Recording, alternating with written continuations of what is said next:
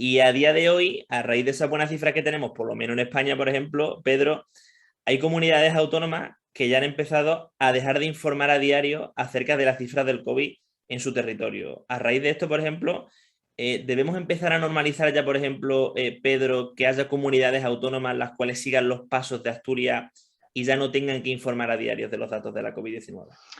Yo creo que termina siendo normal, ¿no? O sea, los recursos que lleva el tener información diaria, el poderla mostrar diariamente, etcétera, los servicios de vigilancia epidemiológica son bastante costosos, por lo cual me parece relativamente normal que en un momento de baja incidencia, donde no necesitamos información a diario, se espacie con un poco más de tiempo. Eso no significa que los datos no existan, ¿no? Siguen teniendo información para poder hacer rastreo de casos, etcétera, pero ese paso de darlo a información pública a veces lleva un tiempo que, por desgracia, no está automatizado y me parece normal que se focalicen más los recursos a intentar pues controlar los brotes que van existiendo, etcétera, y no a la parte de visualización. Se ha tardado, a raíz de esta pandemia, pues se ha generado como una segunda pandemia, Sergio, paralela, la cual es, bueno, un poco la de la salud mental, los casos de trastornos psicológicos, ansiedad y depresión, pues los más comunes así en líneas generales. En España hemos tardado no 2 años, un año y medio y pico más o menos, en paliar de forma considerable y significativa la pandemia, pero esta pandemia de la salud mental, de como te digo, de la ansiedad, la depresión, los trastornos psicológicos, este repunte tan grande que ha pegado, ¿cuánto tiempo se puede tardar en reducir esta otra pandemia, por ejemplo, Sergio? A ver, yo siempre digo por un lado que la pandemia tampoco ha traído nada nuevo más allá del virus, son cosas que estaban ahí. Yo creo que de salud mental es algo que ya es algo que se estaba hablando incluso antes del coronavirus, de que es un problema de la sociedad moderna por una serie de factores que va más allá del propio coronavirus. Pero sí, eso no quita que la pandemia haya sido un mazazo, sobre todo en sociedades como la española, por ejemplo, que ha tenido confinamientos duros y ha tenido un montón de muertes, etcétera.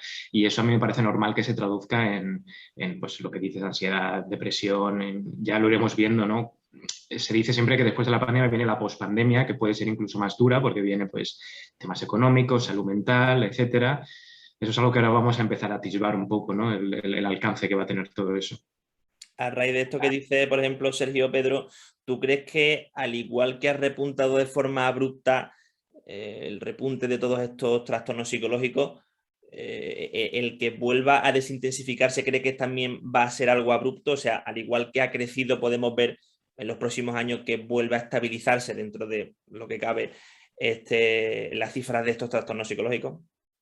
Bueno, hay una parte, ¿no? que quizá tiene que ver con el evento traumático agudo, ¿no? Que ha subido, ha aumentado mucho los casos, por ejemplo, de ingresos por aumento de suicidio, etcétera, que es probable que eso se vaya reduciendo a la vez que el estrés social se vaya reduciendo, aunque seguramente sea una cola más larga porque las consecuencias, como decía Sergio, no es solo las del propio virus, ¿no? Las consecuencias económicas, etcétera, va a tardar un tiempo en irse y esa parte se irá yendo, pero poco a poco. Pero hay una preocupación latente sobre la salud mental, que lo mismo he comentado Sergio antes, que viene de mucho antes y que seguramente eso no se vaya a ir, ¿no? Ese tema, cómo está ahora en la agenda política, el tema de salud mental y los problemas que estaban poco visibles, pero que existían, poco a poco se irán haciendo más visibles y van a seguir en la agenda pública en los próximos años.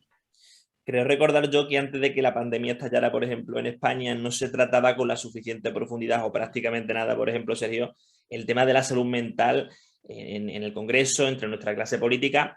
Y bueno, a raíz del estallido de la pandemia empezó a tocarse un poco más el tema y a raíz de eso, pues oye, a día de hoy que tenemos prácticamente ya atravesada la pandemia de momento, el gobierno se ha comprometido en principio a mejorar el aspecto de la salud mental en nuestro país. ¿Se puede aceptar como, por ejemplo, un buen primer paso, un buen inicio, esos 100 millones que quiere destinar el Ministerio de Sanidad junto con el gobierno para mejorar la accesibilidad en nuestro país a la salud mental? ¿Se puede considerar un buen inicio, insuficiente, suficiente para este aspecto, por ejemplo, Sergio? Sí, bueno, yo creo que es un buen paso interesante. O sea, a ver, claro, esto es como siempre, 100 millones es mejor que cero, pero peor que 200. Siempre se puede pedir más, ¿no? Pero creo que es muy positivo. Sí que es verdad que la pandemia ha traído debates que, repito, como ha dicho Pedro también, que son cosas que ya estaban ahí y que ahora nos hemos empezado a plantear igual más en serio porque hemos visto pues, el impacto desigual que ha tenido la pandemia entre grupos sociales y sobre todo entre grupos laborales, ¿no? Un poco según en qué trabajaras, eso marcaba tu riesgo. Y con la salud mental más de lo mismo. Entonces, creo que está bien que la pandemia haya traído estos temas, los haya puesto como en el debate público y se empiecen a tomar acciones. ¿Son 100 millones un buen paso o no? Bueno, si esto va acompañado de más medidas y más preocupación y no se queda simplemente en eso, seguro que será positivo. Pero claro, eso ya el tiempo lo dirá. Decía ahora mismo Sergio, Pedro, que depende mucho del sector en el que trabajase, te afectaba más o menos el contexto de la pandemia. Podemos decir que sin duda dentro de todo lo que cabe, el sector sanitario es el que peor, la que peor parte se lleva. Bueno, en algunos aspectos sí. Yo creo que sobre todo en la primera ola fue el lugar donde podíamos encontrar más dificultades porque había mucha falta de protección de equipos individuales y además, bueno, está llegando la gente y no se sabía casi nada del COVID. Según ha ido avanzando la pandemia, es verdad que los sanitarios han tenido más incidencia que otros grupos sociales, pero hay otros grupos que han tenido que trabajar en condiciones de muchas más horas, en contacto con muchas más personas, sin la posibilidad de tener esos equipos de protección individual. Pongamos un centro salud, tenía un día dedicado, en España al menos, un día dedicado exclusivo para hacer las pruebas, para un médico específico para hacer las pruebas PCR y esa persona era la que ese día con su equipo de protección estaba protegido. En cambio, un camarero pues entraba a un bar y se encontraba con lo que se encontraba, ¿no? Entonces no hay que perder el foco. Es verdad que los sanitarios han tenido una incidencia muy alta, pero no olvidemos que el resto de la sociedad también hay sectores donde se ha visto muy perjudicado si no tenían la posibilidad de acceder a esas medidas de protección que en el sector sanitario, después de la primera ola, ya fueron más adecuadas. ¿Compartes tú, por ejemplo, Sergio, la línea que has puesto, Pedro? ¿Piensas, por ejemplo, que el sector sanitario, bueno, pues se ha llevado la peor parte o estás en la línea, por ejemplo, de Pedro? Sí, a ver, obviamente se ha llevado una parte importante. Creo que dijo justo la OMS ayer que han muerto en todo el mundo 115.000, hablo de memoria, más de 100.000 sanitarios. Obviamente, pues claro, estaban en primera línea, sobre todo, como dice Pedro al principio, más afectados porque no sabía por dónde venían los golpes. Pero sí, no hay que perder de vista que fuera de ese sector ha habido unos grupos sociales y laborales que se han visto muy afectados. Yo el caso de Reino Unido, por ejemplo, que lo conozco bien, ahora mismo que están subiendo los casos, está todo el mundo obsesionado con la mascarilla, que vuelva la mascarilla. Reino Unido es un país que ha fracasado absolutamente a la hora de evitar que la gente que se estaba contagiando en sus puestos laborales se contagiara y que se pudiera aislar, porque como si no trabajas no cobras, pues era gente que tenía que ir al trabajo y ya está. Entonces, a veces ponemos un poco, ¿no?, lo que se dice que se mira el dedo en vez de la luna. Entonces, creo que hay cosas que deberíamos mirar con más detalle, como por ejemplo es la importancia de aislarse si tienes síntomas. Es completamente increíble que a estas fechas todavía haya gente que no se puede aislar o no sea capaz de aislarse aún estando infectada, ¿no? Por ejemplo, decía Carolina Darias, por ejemplo, Pedro, a finales de septiembre, quiero recordar que, bueno, que el gobierno iba a impulsar junto con el ministerio la creación de una agencia estatal de salud pública, la cual velase por una mejor gestión sanitaria en el caso de una futura hipotética pandemia. Y a raíz de esa idea, de ese proyecto que tiene pensado sacar adelante el gobierno junto con el ministerio, te pregunto, Pedro, ¿cómo debe ser, por ejemplo, según tú, esta próxima agencia? ¿Qué pautas debe seguir y, sobre todo, qué errores no debe volver a cometer en una futura hipotética pandemia, ya que para al fin y al cabo para esto va a crear esta agencia del gobierno? Bueno, desde luego, para empezar, que se plantee esto es una excelente noticia. El Centro Estatal de Salud Pública, que era el primer nombre que iba a tener, está planteado en la Ley General de Salud Pública que se aprobó en el año 2011. Fue una de las últimas leyes del gobierno de Zapatero. Es decir, llevamos 10 años arrastrando la creación de esta agencia, que no solo es para pandemias. Evidentemente, ahora en el contexto de pandemia, esa parte se magnifica mucho más en el debate, pero estamos hablando de la vigilancia en salud pública en general, de acciones intersectoriales que no solo tienen que ver con el sistema sanitario. Por ejemplo, ¿no?, con lo que comentaba Sergio antes de los 100 millones, o preguntaba Sergio antes sobre los 100 millones en salud mental. Pues a lo mejor esa agencia consigue evaluar cuáles son los efectos de poner una renta básica, si se implementa una renta básica en España, cuáles son los efectos que tiene en salud mental, ¿no? Y nos hace ver que a lo mejor las políticas que tenemos que implementar para mejorar la salud mental no es solo aumentar recursos en el sistema sanitario, sino políticas sociales de prevención de problemas de salud mental. Para eso esa agencia sirve, más allá de que para las pandemias sirve para eso. Entonces, una excelente noticia. Pero creo que sobre todo lo esencial en una agencia de este tipo es que cumpla dos condiciones. Una, que tenga dinero, y la otra, que tenga independencia. Eso es lo más importante, ¿no? Y parece que, al menos la propuesta inicial, va un poco por esa línea. Yo creo que todavía hay bastante debate alrededor de ello y SESPAS, la Sociedad Española de Salud Pública, ha hecho aportaciones muy interesantes sobre cómo debería ser. Pero creo que sí, dos principios fundamentales, dinero e independencia. Y después ya podemos discutir los detalles. No sé hasta qué punto, por ejemplo, en Europa, sin ir más lejos, por ejemplo, Sergio, está extendida la existencia de estas agencias estatales de salud pública en otros países y si realmente, por ejemplo, existen esos países, ¿estábamos nosotros, por ejemplo, a la cola de ello porque no teníamos una o realmente en otros países de nuestro entorno tampoco existen este tipo de agencias estatales? A ver, eso depende mucho de cada país. Probablemente Pedro se lo sepa mejor que yo. Yo de Reino Unido sí que te puedo decir que tienen un monstruo bastante grande, que es, bueno, ahora le han cambiado el nombre, era Public Health England, ahora se lo han cambiado, que tiene un montón de recursos, sacan unos datos, Pedro te dirá, no sé si será fan Pedro de los datos de Public Health England, pero la verdad es que sacan un montón de cosas.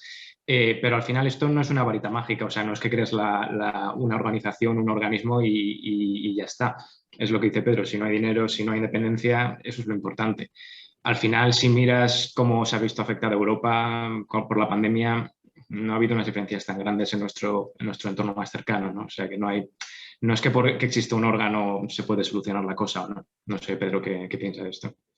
No, sobre todo es un órgano que puede facilitar, desde luego, las cosas, ¿no? Cuando llega una amenaza nueva, cuando llega cualquier problema de salud, al final es una herramienta que ayuda a coordinar, a poner en conjunto elementos que a lo largo de esta pandemia hay muchas cosas que se han tenido que hacer un poco a matacaballo porque no existía a lo mejor una estructura que lo pudiese facilitar y a lo mejor quizá no es lo definitivo para marcar cómo va a ir una cosa u otra, pero quita muchos dolores de cabeza y mucho estrés a muchísimas personas, ¿no? Yo creo que además facilita también herramientas comunicativas, la legitimidad de las decisiones que se toman. Hay elementos más intangibles que pueden facilitar. Yo no creo que sea como algo que cambie totalmente el curso de una pandemia, pero facilita mucho.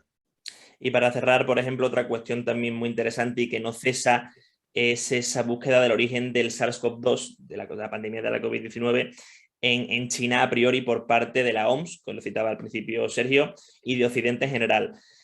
¿Tú crees, por ejemplo, Sergio, que puede desintensificarse esa búsqueda del origen, dado que, bueno, ya todo se va dejando atrás y por más que, por ejemplo, también la OMS y Occidente, como digo, mandan misiones a China y China pues tampoco pone mucho de su parte, no se encuentra tampoco evidencia?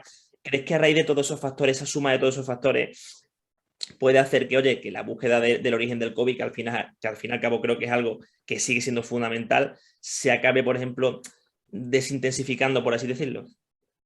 Sí, yo creo que hasta ahora, y veremos qué pasa a partir de ahora, la búsqueda del origen ha sido complicada por varios motivos, porque la búsqueda del origen de una pandemia, de un virus, es difícil, o sea, no sabemos de dónde sale exactamente el ébola, ni dónde sale exactamente el SARS, ni nada, o sea, que no es o sea, mejor dicho, es común que no se sepa a veces de cuál es el origen, ¿no? Pero en este caso, claro, se ha politizado mucho, hay muchas teorías conspiranoicas, China no pone de su parte tampoco, no pone las cosas fáciles, entonces todo eso ha intoxicado el debate a unos niveles increíbles. Yo no sé si ahora que nos vamos a ir relajando más, se van a poder hacer cosas más transparentes, la transparencia es fundamental y no ha habido transparencia en este tema, pero no sé, tenemos que estar preparados para que igual el resultado es que en 4 años con mucha suerte se encuentra un virus que se parece un 99,8% en Tailandia o algo así y eso es todo, ¿eh? No esperemos una solución que convenza o deje satisfecha a mucha gente porque quizá no llegue. ¿Algún tipo de esperanza, Pedro, en que alguna de estas misiones algún día, pum, con el origen de aparente cercano al SARS-CoV-2? Bueno, seguramente nos den claves, ¿no? Pero no sé yo si muchísimas más claves de lo que nos están dando ahora, ¿no? Yo creo que a veces la ficción se muestra que vamos a buscar el paciente cero y el paciente cero dio el salto ahí y seguramente esto sea un paso progresivo donde encontramos una cepa que saltó de una vez, otra que saltó otra y de repente pues una que sí que tiene más capacidad.